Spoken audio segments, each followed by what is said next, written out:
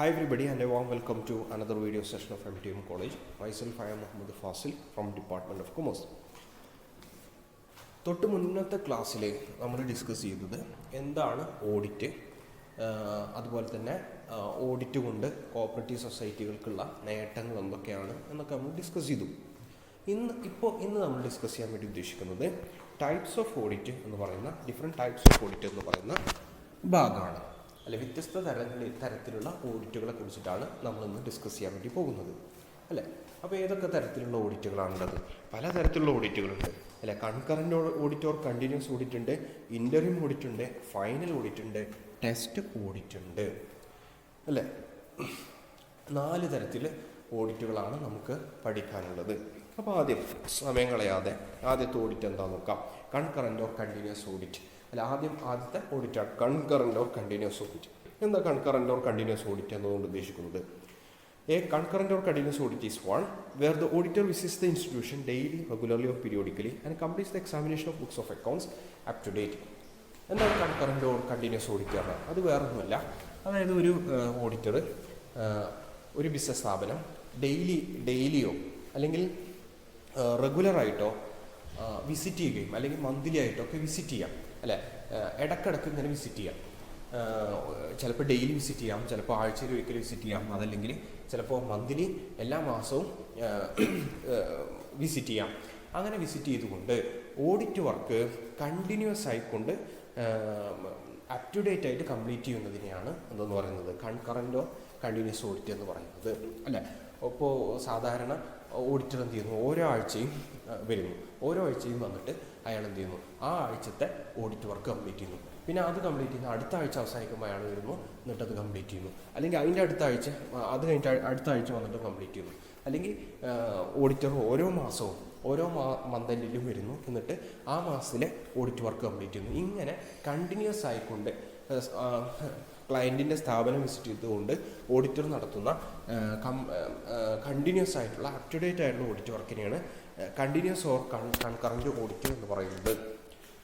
അപ്പോൾ ഇത്തരത്തിലുള്ള ഓഡിറ്റ് എവിടെയാണ് സാധാരണയായിട്ട് ഉണ്ടാവുക? അത് കൃത്യമായിട്ട് ഇവിടെ പറയുന്നത് this type of audit is adopted by societies having large volume of business and huge daily transaction.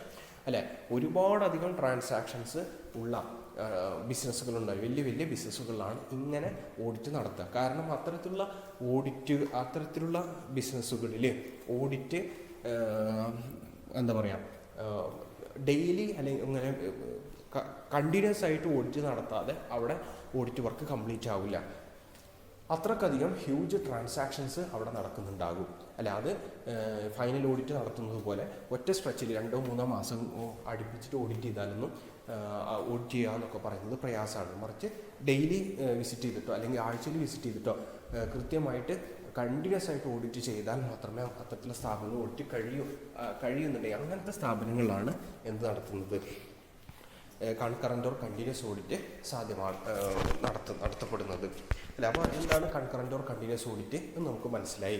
അല്ലേ, ഓഡിറ്റർ ക്ലയൻറ്റിൻ്റെ സ്ഥാപനം റെഗുലറായി വിസിറ്റ് ചെയ്തുകൊണ്ട് ഡെയിലിയോ വീക്കിലിയോ മന്ത്ലിയോ അങ്ങനെ റെഗുലറായി വിസിറ്റ് ചെയ്തുകൊണ്ട് audit work up to date ആയിട്ട് കണ്ടിന്യൂസ് ആയിട്ട് കംപ്ലീറ്റ് ചെയ്യുന്ന ഓഡിറ്റ് വർക്കാണ് എന്തെന്ന് പറയുന്നത് കൺകറൻറ്റ് ഓർ കണ്ടിന്യൂസ് ഓഡിറ്റ് എന്ന് പറയുന്നത്.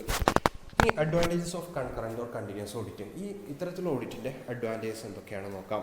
Mistakes and fruits can be discovered easily and quickly and rectified. അല്ല, മിസ്റ്റേക്കുകളും ഫ്രോഡുകളൊക്കെ അപ് ടു ഡേറ്റ് ആയിട്ട് വളരെ പെട്ടെന്നും എളുപ്പത്തിലും കണ്ടുപിടിക്കാനും അത് തിരുത്താനും വേണ്ടി സാധിക്കും. കാരണം എന്ന് വെച്ചാൽ എന്താ പറയുക, കണ്ടിന്യൂസ് ആയിട്ട് എന്ത് ചെയ്യുന്നത് ഓഡിറ്റ് നടത്തിക്കൊണ്ടേയിരിക്കുകയാണ്. അപ്പോൾ ഓരോ ആഴ്ചയും വരുമ്പോൾ അല്ലെങ്കിൽ ഓരോ ദിവസവും വരുമ്പോൾ കുറച്ച് കാര്യങ്ങൾ അയാൾക്ക് ഓഡിറ്റ് ചെയ്യാനുള്ളൂ. അപ്പോൾ വളരെ ഡീപ്പായിട്ട് ഓഡിറ്റ് നടത്തുകയും എററുകൾ പെട്ടെന്ന് കണ്ടുപിടിക്കുകയും ചെയ്യാൻ വേണ്ടി എററുകളും ഫ്രോഡുകളും പെട്ടെന്ന് കണ്ടുപിടിക്കാൻ വേണ്ടി കഴിയുകയും ചെയ്യും. അല്ലേ, എററുകളും ഫ്രോഡുകളും പഴക്കം ചെല്ലും തോറും അത് കണ്ടുപിടിക്കാനും തിരുത്താനും പ്രയാസവുമായിട്ട് മാറും. അപ്പോൾ അത്തരത്തിലുള്ളൊരവസ്ഥ ഇത്തരത്തിലുള്ള ഓഡിറ്റിൽ ഉണ്ടാവില്ല. അടുത്തായിട്ട് പറഞ്ഞു, as the auditor visits the society regularly he will be in touch with the business which helps him to gain technical knowledge of the business. അല്ലേ, ഓഡിറ്റർ സ്ഥാപനം ബിസിനസ് ഇടയ്ക്കിടയ്ക്ക് വിസിറ്റ് ചെയ്യുന്നത് കൊണ്ട് അയാൾക്ക് ബിസിനസ്സുമായിട്ട് നല്ലൊരു ടച്ച് ഉണ്ടാവുകയും അതുകൊണ്ട് തന്നെ അയാൾക്ക് ബിസിനസ്സിൻ്റെ ടെക്നിക്കൽ ആസ്പെക്ട്സിനെ പറ്റി കൃത്യമായിട്ടൊരു അവബോധം ലഭിക്കുകയും ചെയ്യുന്നു അല്ലേ. അതാണ് ഇതിൻ്റെ മറ്റൊരു നേട്ടമായിട്ട് പറയുന്നത് അല്ലെ. ഓഡിറ്റർ ഇത്തരത്തിലുള്ള ഓഡിറ്റിൽ ബിസിനസ് റെഗുലറായിട്ട് വിസിറ്റ് ചെയ്യേണ്ട ആവശ്യമുണ്ട്. അങ്ങനെ റെഗുലറായിട്ട് വിസിറ്റ് ചെയ്യുമ്പോൾ ബിസിനസ്സുമായിട്ട് നല്ലൊരു ടച്ച് അയാൾക്ക് ഉണ്ടാവുകയും ബിസിനസ്സിൻ്റെ ടെക്നിക്കൽ ആസ്പെക്ട്സിനെ കുറിച്ചിട്ട് നല്ല ബോധ്യം ഉണ്ടാവുകയും ചെയ്യുന്നു അല്ലേ. അതാണ് ഇതിൻ്റെ രണ്ടാമത്തെ ഇതായിട്ട് പറഞ്ഞത്. അടുത്ത final audit of accounts can be completed as soon as the year ends. എന്താ പറയുക, കൺകറൻറ്റ് ഓഡിറ്റിൻ്റെ മറ്റൊരു പ്രത്യേകത എന്ന് പറയുന്നത് ഫൈനൽ ഓഡിറ്റ് അല്ലേ. ഫൈനൽ ഓഡിറ്റ് ഫിനാൻഷ്യൽ ഇയർ അവസാനിക്കുന്നതോടുകൂടി കംപ്ലീറ്റ് ചെയ്യാൻ വേണ്ടി സാധിക്കും. ഫൈനൽ ഓഡിറ്റ് ഇയർ അവസാനിക്കുന്നതിനോടൊപ്പം തന്നെ കംപ്ലീറ്റ് ചെയ്യാൻ ഇത് സഹായിക്കുന്നുണ്ട്. അടുത്തതായിട്ട് പറയുന്നത് the regular visit of auditor will create a moral effect on the staff to maintain books of accounts up to date അല്ലേ. ഓഡിറ്റർ റെഗുലറായിട്ട് ബിസിനസ് സ്ഥാപനം വിസിറ്റ് ചെയ്യുന്നത് കൊണ്ട് അവിടുത്തെ ജോലിക്കാർക്ക്, അവിടുത്തെ അക്കൗണ്ട്സ് കൈകാര്യം ചെയ്യുന്നവർക്ക് അവരുടെ മേലെ ഒരു മോറൽ ഇഫക്റ്റ് അത് ഉണ്ടാക്കുന്നു. അതായത് എന്താ പറയുക, ഓഡിറ്റർ റെഗുലറായിട്ട് വിസിറ്റ് ചെയ്യും. അതുകൊണ്ട് തന്നെ നമ്മൾ ചെയ്ത കാര്യങ്ങളൊക്കെ പെട്ടെന്ന് അയാൾ കണ്ടുപിടിക്കും അല്ലേ. അയാൾ ചെക്ക് ചെയ്യും.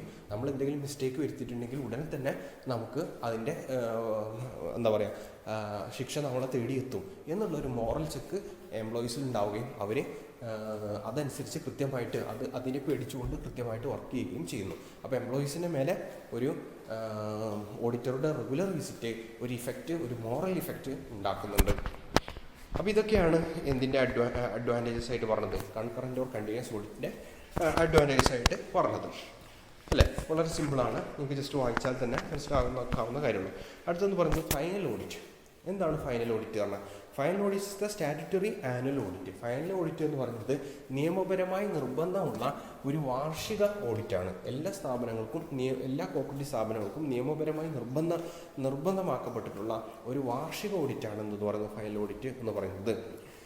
പിന്നെ ഇതിൻ്റെ പ്രത്യേകത എന്താണ്? It is taken at the close of financial year after the preparation of final accounts.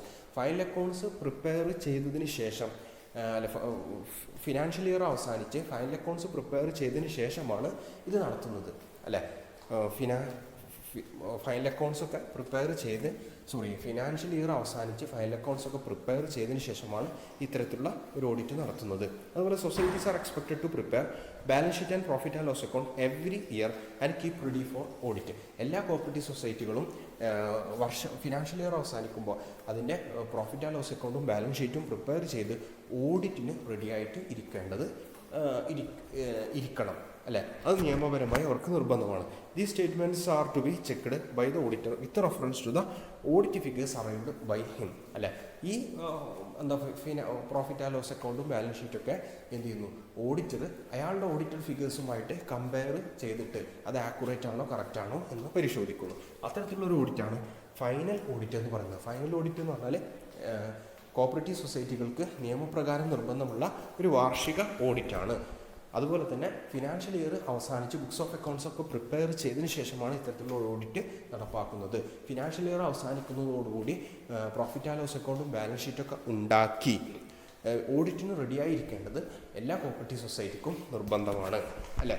പിന്നെ ഓഡിറ്റർ എന്ത് ചെയ്യുന്നു? അയാളുടെ ഓഡിറ്റഡ് ഫിഗേഴ്സുമായിട്ട് കമ്പയർ ചെയ്തുകൊണ്ട് അയാൾ ഓഡിറ്റ് കംപ്ലീറ്റ് ചെയ്യുന്നു. അതിനുശേഷം ഓഡിറ്റ് കംപ്ലീറ്റ് ചെയ്താൽ പിന്നെന്താണ് ചെയ്യേണ്ടത്? Later the auditor follows his certified balance sheet and his report in prescribed form to deputy or assistant registrar. എന്താ പറയുന്നത്? ഓഡിറ്റ്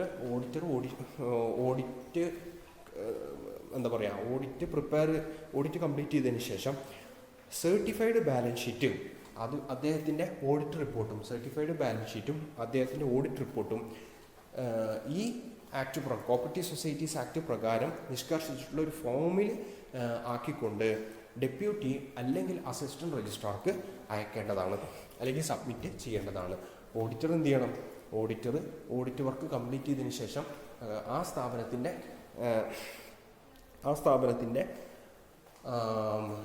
സർട്ടിഫൈഡ് ബാലൻസ് ഷീറ്റും അതുപോലെ തന്നെ ഓഡിറ്റ് റിപ്പോർട്ടും ഡെപ്യൂട്ടി അല്ലെങ്കിൽ assistant രജിസ്ട്രാർക്ക് അയക്കേണ്ടതാണ്. The deputy or assistant registrar, as the case may be, will scrutinize the audit report, make necessary modification if required, issue a certificate to the society concerned together with a copy of audit report. എന്താ അവിടെ പറയുന്നത്? Deputy ഒരു assistant registrar ഈ audit റിപ്പോർട്ടും certified balance ഷീറ്റും കിട്ടിക്കഴിഞ്ഞിട്ടുണ്ടെങ്കിൽ ഒരു certificate of audit arc provide ചെയ്യേണ്ടതാണ്? Cooperative സൊസൈറ്റിക്ക് പ്രൊവൈഡ് ചെയ്യേണ്ടതാണ്. അവർ എന്തെങ്കിലും ഓഡിറ്റ് റിപ്പോർട്ടിൽ എന്തെങ്കിലും തരത്തിലുള്ള മോഡിഫിക്കേഷൻ വരുത്തേണ്ടതുണ്ടെങ്കിൽ വരുത്തും. എന്നിട്ട് ഒരു സർട്ടിഫിക്കറ്റ് ഓഡിറ്റ് സർട്ടിഫിക്കറ്റ് അവർക്ക് ഇഷ്യൂ ചെയ്യുകയും ചെയ്യുന്നു. ഓക്കെ, അപ്പോൾ ഇതാണ് എന്തെന്ന് പറയുന്നത് ഫൈനൽ ഓഡിറ്റ് എന്ന് പറയുന്നത്. അപ്പോൾ ഫൈനൽ ഓഡിറ്റ് എന്ന് പറയുന്നത് എല്ലാ കോപ്പറേറ്റീവ് സൊസൈറ്റികൾക്കും നിർബന്ധമായ ഒരു വാർഷിക ഓഡിറ്റാണ്. അതുപോലെ തന്നെ ഫിനാൻഷ്യൽ ഇയറിൻ്റെ അവസാനം ബുക്സ് ഓഫ് അക്കൗണ്ട്സ് എല്ലാം പ്രിപ്പയർ ചെയ്തതിന് ശേഷമാണ് ഇത് നടത്തപ്പെടേണ്ടത്. ഒരു ഫിനാൻഷ്യൽ ഇയർ അവസാനിക്കുമ്പോൾ എല്ലാ കോപ്പറേറ്റീവ് സൊസൈറ്റികളും ബാലൻസ് ഷീറ്റും പ്രോഫിറ്റ് ആൻഡ് ലോസ് അക്കൗണ്ടൊക്കെ പ്രിപ്പയർ ചെയ്ത് ഓഡിറ്റിന് റെഡി ആയിരിക്കേണ്ടത് നിർബന്ധമാണ്. ഓഡിറ്റർ വിസിറ്റ് ചെയ്തതിന് ശേഷം അയാളുടെ ഓഡിറ്റ് ഫിഗേഴ്സുമായിട്ട് കമ്പയർ ചെയ്തുകൊണ്ട് അയാൾ ഓഡിറ്റ് കംപ്ലീറ്റ് ചെയ്യുന്നു. അതിനുശേഷം അയാൾ എന്ത് ചെയ്യുന്നു? ഒരു സർട്ടിഫൈഡ് ബാലൻസ് ഷീറ്റും അയാളുടെ ഓഡിറ്റ് റിപ്പോർട്ടും പ്രിസ്ക്രൈബ്ഡ് ആയിട്ടുള്ള ഫോമിൽ, ഈ ആക്ട് പ്രകാരം നിഷ്കർഷിക്കപ്പെട്ട ഫോമിൽ ഡെപ്യൂട്ടി ഓർ അസിസ്റ്റൻറ്റ് രജിസ്ട്രാർക്ക് അയച്ചു കൊടുക്കേണ്ടതാണ്. അവർ അത് പരിശോധിച്ചുകൊണ്ട് അതിൽ സൂക്ഷ്മ പരിശോധന നടത്തിക്കൊണ്ട് അതിലെന്തെങ്കിലും മാറ്റങ്ങൾ വരുത്തണമെങ്കിൽ വരുത്തിക്കൊണ്ട് എന്ത് ചെയ്യുന്നു? ഒരു സർട്ടിഫിക്കറ്റ് ഓഫ് ഓഡിറ്റ് ഇഷ്യൂ ചെയ്യുന്നു. അങ്ങനെയാണ് ഫൈനൽ ഓഡിറ്റ് നടത്തപ്പെടുന്നത്. അടുത്തായിട്ട് നമ്മൾ പറയാനുള്ളത് ഇൻ്ററിം ഓഡിറ്റിനെ കുറിച്ചിട്ടാണ്. എന്താണ് ഇൻ്ററിം ഓഡിറ്റ് എന്ന് പറയുന്നത്? Interim audit is one performed between two final audit. രണ്ട് ഫൈനൽ ഓഡിറ്റുകൾക്കിടയിൽ പെർഫോം ചെയ്യപ്പെടുന്ന ഓഡിറ്റിനെയാണ് എന്തെന്ന് പറയുന്നത്? ഇൻ്ററിം ഓഡിറ്റ് എന്ന് പറയുന്നത്. രണ്ട് ഫൈനൽ ഓഡിറ്റുകൾക്കിടയിൽ പ്രിപ്പയർ ചെയ്യപ്പെടുന്ന നടത്തപ്പെടുന്ന ഓഡിറ്റാണ് ഇൻ്ററിം ഓഡിറ്റ് എന്ന് പറയുന്നത്. എന്തിനു വേണ്ടിയാണ് ഇങ്ങനെ ഒരു ഇൻ്ററിം ഓഡിറ്റ് നടത്തുന്നത്? It helps the auditor to get final audit done easier and quicker. Final audit വളരെ വേഗത്തിലും എളുപ്പത്തിലും നടത്താൻ ഇത് ഓഡിറ്ററെ സഹായിക്കുന്നുണ്ട്. ഫൈനൽ ഓഡിറ്റ് വളരെ വേഗത്തിലും എളുപ്പത്തിലും നടത്താൻ ആരെ സഹായിക്കുന്നുണ്ട്? ഇത് ഓഡിറ്ററെ സഹായിക്കുന്നുണ്ട്. കാരണം എന്ന് വെച്ചാൽ എന്താണ്? ഓൾറെഡി ഒരു ഓഡിറ്റ് കഴിഞ്ഞു, ഇനി ബാക്കിയുള്ള സമയത്ത് നടന്ന ട്രാൻസാക്ഷൻസും റെക്കോർഡ് ചെയ്യപ്പെട്ട ട്രാൻസാക്ഷൻസ് മാത്രം കാര്യമായിട്ട് ഓഡിറ്റ് ചെയ്താൽ മതിയല്ലോ. പിന്നെന്താണ്? Interim audit report has to be submitted with a copy of receipts and disbursement statement for the period with the summary of defects if any. അങ്ങനെ ഇൻ്ററിം ഓഡിറ്റ് നടത്തി കഴിഞ്ഞിട്ടുണ്ടെങ്കിൽ അതിൻ്റെ ഓഡിറ്റ് റിപ്പോർട്ടും അതുപോലെ തന്നെ റിസീപ്റ്റ്സ് ആൻഡ് ഡിസ്ബേഴ്സ്മെൻറ്റ് സ്റ്റേറ്റ്മെൻറ്റും എൻ്റെ കോപ്പിയും എന്ത് ചെയ്യേണ്ടതാണ്? അത് അയാൾ സബ്മിറ്റ് ചെയ്യേണ്ടതാണ്. കോപ്പറേറ്റീവ് സൊസൈറ്റിക്ക് സബ്മിറ്റ് ചെയ്യേണ്ടതാണ്. അങ്ങനെ ഇൻ്ററിം ഓഡിറ്റ് നടത്തിയാൽ വെറുതെ അങ്ങനെ ഓഡിറ്റ് ചെയ്ത് പോയാൽ പോരാ, മറിച്ച് അതിൻ്റെ എന്താ പറയുക ഓഡിറ്റ് റിപ്പോർട്ടും അതുപോലെ തന്നെ റെസിപ്റ്റ്സ് ആൻഡ് ഡിസ്ബേഴ്സ്മെൻറ്റ് സ്റ്റേറ്റ്മെൻറ്റ് പറഞ്ഞിട്ടൊരു സ്റ്റേറ്റ്മെൻറ്റ് ഉണ്ട്, അതിൻ്റെ കോപ്പിയും എന്ത് ചെയ്യേണ്ടതാണ്? ഓഡിറ്റർ കോപ്പറേറ്റീവ് സൊസൈറ്റിക്ക് നൽകേണ്ടതാണ്. ഓക്കെ, അപ്പോൾ അതാണ് ഇതെന്ന് പറയുന്നത് ഇൻ്ററിം ഓഡിറ്റ്. ഇൻ്ററിം ഓഡിറ്റ് പറഞ്ഞാൽ വേറെ ഒന്നുമല്ല, രണ്ട് ഫൈനൽ ഓഡിറ്റുകൾക്കിടയിൽ നടത്തപ്പെടുന്ന ഓഡിറ്റാണ് ഇൻ്ററിം ഓഡിറ്റ്. ഇത് നടത്തപ്പെടാനുള്ള പ്രധാനപ്പെട്ട കാരണം എന്താണ്? എന്തിനു വേണ്ടിയിട്ടാണ് നടത്തപ്പെടുന്നത്? ഫൈനൽ ഓഡിറ്റ് എളുപ്പമാക്കാൻ വേണ്ടിയിട്ടാണ്. അതുപോലെ ഇനി ടെസ്റ്റ് ഓഡിറ്റിനെ കുറിച്ചാണ് നമുക്ക് പറയാനുള്ളത്. ടെസ്റ്റ് ഓഡിറ്റ് എന്താണ്? ടെസ്റ്റ് ഓഡിറ്റ് എന്ന് പറഞ്ഞാൽ സാധാരണ ഓഡിറ്റിങ്ങിൻ്റെ ഫീൽഡിൽ ടെസ്റ്റ് ഓഡിറ്റ് എന്ന് പറഞ്ഞാൽ സാമ്പിൾ ഓഡിറ്റിനെയാണ്. അതായത് സൊസൈറ്റി ഒരു ബിസിനസ്സിൻ്റെ മുഴുവൻ ബുക്സ് ഓഫ് അക്കൗണ്ട്സും മുഴുവൻ ട്രാൻസാക്ഷൻസും ചെക്ക് ചെയ്യാതെ അതിൻ്റെ ഒരു സാമ്പിൾ എടുത്തുകൊണ്ട് അത് മാത്രം ടെസ്റ്റ് ചെയ്തുകൊണ്ട് ബുക്സ് ഓഫ് അക്കൗണ്ട്സ് ആക്യുറേറ്റ് ആണോ, കംപ്ലീറ്റ് ആണോ, കറക്റ്റ് ആണോ എന്നൊക്കെ പരിശോധിക്കുന്ന ഒരു പ്രക്രിയയാണ് യഥാർത്ഥത്തിൽ ടെസ്റ്റ് ഓഡിറ്റ് എന്ന് പറയുന്നത്. പക്ഷേ ഇവിടെ നമ്മുടെ കോപ്പറേറ്റീവ് സൊസൈറ്റീസിൻ്റെ ഫീൽഡിൽ ടെസ്റ്റ് ഓഡിറ്റ് എന്ന് പറഞ്ഞാൽ അത് സ്വല്പം ഡിഫറെൻ്റ് ആണ്, അല്ലേ? അതാണ് ഇവിടെ പറയുന്നത്. Test audit is one special to the cooperative field. Cooperative ഫീൽഡിൽ ടെസ്റ്റ് ഓഡിറ്റ് എന്ന് പറഞ്ഞാൽ അതെന്ന് പറയുന്നത് സാധാരണ ഓഡിറ്റിൻ്റെ ഫീൽഡിലുള്ള ടെസ്റ്റ് ഓഡിറ്റ് അല്ല, മറിച്ച് അത് പ്രത്യേകമായ ഒന്നാണ്. എന്താ നോക്കാം. The deputy registrar or assistant registrar are expected to test audit a few societies to ascertain whether the auditor has done whether the auditor has done correctly or not. This is called test audit. അതായത് ഈ audit റിപ്പോർട്ടൊക്കെ സമർപ്പിക്കേണ്ടത് ആർക്കാണ്? Deputy or assistant രജിസ്ട്രാർക്കാണ്. അവരെന്ത് ചെയ്യണം? Audit കുറച്ച് സൊസൈറ്റിയുടെ എങ്കിലും ഒരു ഓഡിറ്റർ നൽകപ്പെടുന്ന ഓഡിറ്റ് റിപ്പോർട്ടുകളിൽ കുറച്ച് സൊസൈറ്റികളുടെ ഓഡിറ്റ് റിപ്പോർട്ടെങ്കിലും എന്ത് ചെയ്യണം, ടെസ്റ്റ് ചെയ്യണം. അയാൾ ശരിയായ രൂപത്തിലാണോ ഓഡിറ്റൊക്കെ നടത്തിയത്,